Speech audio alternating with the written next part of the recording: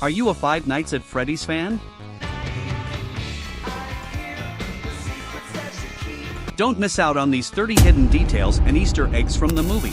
Number 1. Originally, in the movie, we were supposed to see Markiplier,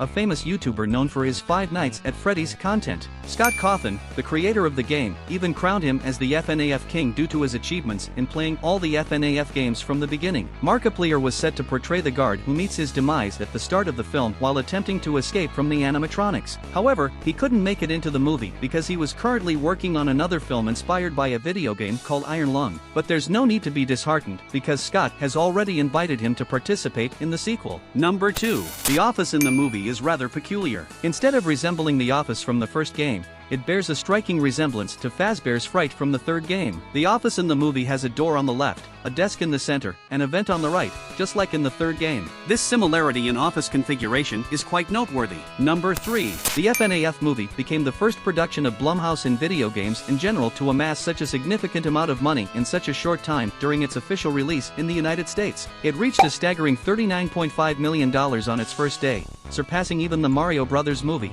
which garnered $31 million. This achievement was remarkable, considering the immense value the FNAF franchise holds for millions of fans.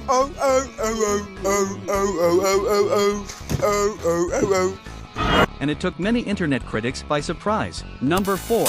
At the beginning of the film, when Foxy captures the security guard, the animatronic hums its distinctive song, the same one heard in the first FNAF game. Number 5. In an interview, the director of the film mentioned that, on occasion, the animatronics would move without being manipulated by the puppeteers, creating the illusion that they might be sentient. This might hold some truth, as during the shoot, Foxy's animatronic arm accidentally caught fire. Whether this suggests that the souls within the animatronics are real or if it can be attributed to the heat on the set combined with the use of actual animatronics remains a mystery. Number 6. When the security guard is captured at the beginning of the film, he is taken to a maintenance room where a Freddy mask becomes the instrument of his demise. This is a nod to the first game, where it is mentioned that if a guard is caught by the animatronics, they will be taken to the parts and services room and forcibly placed into a suit.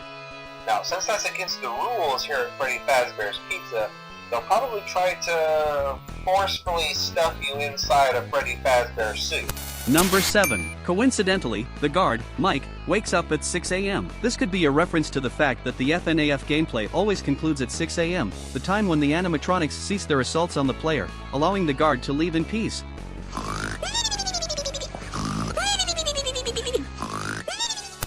Number 8. In the film, a character named Vanessa,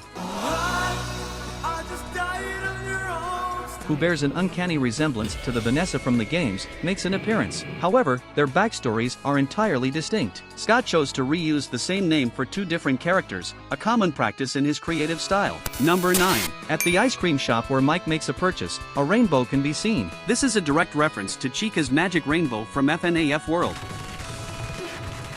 Number 10. In the movie, William Afton assumes the identity of a job counselor named Steve Raglan. This isn't a new concept, as in the book The Silver Eyes. William adopts the false identity of Dave Miller to go unnoticed. Number 11. The pixel art sequence in the movie's intro bears a strong resemblance to the pixel art that Scott used in the mini-games within the second, third, and fourth games of the franchise. Number 12. The working title for the movie's production was Bad Cupcake, though the reason behind this name remains unknown. Number 13. An interesting detail in the intro is that, momentarily, the colors of the actors portraying William Afton, Matthew Lillard, and Vanessa Shea, Elizabeth Lale, both turn purple. This confirms their relationship as father and daughter, a revelation only made explicit at the end of the film. Number 14. William Afton recognizes the name Mike Schmidt, possibly recalling an incident where he killed Mike's brother, Garrett. This implies that William may have sent multiple security guards to Freddy's over the years, posing as a job counselor. Number 15. In the movie, William Afton acts as if he were the phone guy, confirming a long-standing fan theory that the phone guy is the purple guy. This theory was finally validated within the film, 8 years after its inception. Number 16. When William takes Garrett, we catch a glimpse of his car. Regrettably, it is not purple as it is in the game. Oh, the deception! A minor disappointment for enthusiasts. Number 17. When Mike inserts the VHS cassette with instructions for the pizzeria, his name, Mike, is suspiciously written on the cassette box. Fuck you, Mike. This, along with other name similarities, suggests a potential connection between Michael Smith and Michael Afton. Number 18. In the movie, the endoskeleton shown in the guard training tape is Endoskeleton 01, a character from the first game and the same endoskeleton used in all the animatronics. Number 19. Despite the movie not being part of the game's canon, it is established that the events in the movie occur from Friday, April 6, 2000, to Tuesday, April 11th of the same year. This confirms that the events in the film do not impact the game's storyline, since we know that the events of FNAF 1 take place in 1993, not in 2000. Number 20. In Abby's school, there are words written on a chalkboard, including bear, bunny, chick, fox, and puppet. This could be a reference to the puppet and the children's souls within the game's context.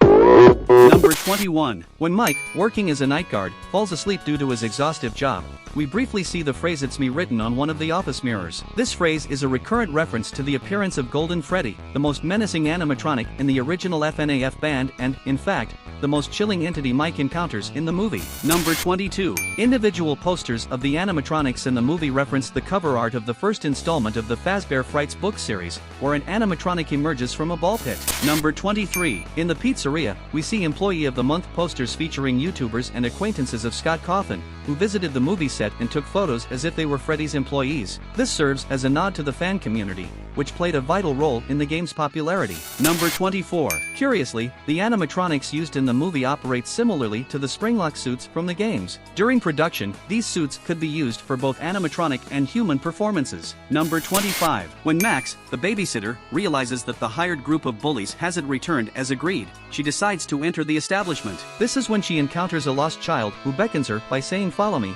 a phrase commonly used in FNAF to lure people into dark areas. Number 26. Carl, a member of the group of bullies who break into the pizzeria, wears a t-shirt with a rather peculiar print, which is a screenshot from the minigame Midnight Motorist from FNAF 6. This serves as a reference to one of the games in the franchise. Number 27. In the movie, a promotional paper is displayed, introducing the animatronics Freddy, Bonnie, Chica, and Foxy for the first time. This indicates that, just like in the games, the initial mascots of the restaurant were Spring Bonnie and Fredbear. Number 28. In the movie, we see a wall covered in drawings. This wall also appears in the Silver Eyes story and is used by the children's spirits to communicate with the protagonists. Number 29. In the movie, a giant doll made of spring locks is featured, named Ella. While it might initially be mistaken for Circus Baby from Sister Location due to Abby's connection with the character Elizabeth, this doll actually appears in the FNAF books and was created by Henry, the former friend of William Afton, as a means of catharsis. Number 30. The character Shadow Freddy makes an appearance in the movie, and notably, it is a physical and tangible animatronic. This alteration in the portrayal of Shadow Freddy,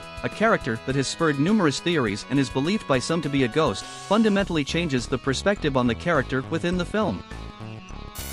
Thank you for watching the video. If you'd like more content like this, please leave a comment and give it a thumbs up.